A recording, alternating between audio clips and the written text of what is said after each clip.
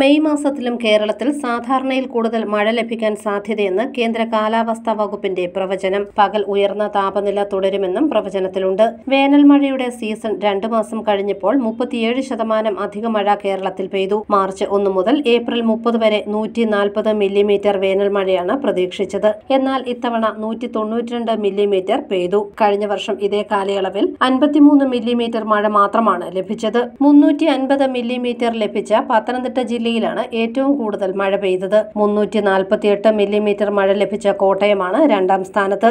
എല്ലാ ജില്ലകളിലും സാധാരണ ഈ കാലയളവിൽ ലഭിക്കേണ്ട മഴയേക്കാൾ കൂടുതൽ മഴയും ലഭിച്ചിട്ടുണ്ട്. ഏപ്രിലിൽ മാത്രം 20%-ലധികം മഴ പെയ്തു. മൊത്തത്തിൽ ലഭിക്കേണ്ടത് 106 മില്ലിമീറ്റർ മഴയാണ്. ഇത്തവണ 126.4 മില്ലിമീറ്റർ മഴയാണ് ഏപ്രിൽ മാസത്തിൽ മാത്രം പെയ്തത്. പത്തനംതിട്ടയിൽ 241 മില്ലിമീറ്ററും കോട്ടയത്ത് 227 മില്ലിമീറ്ററും മഴയാണ് ലഭിച്ചത്.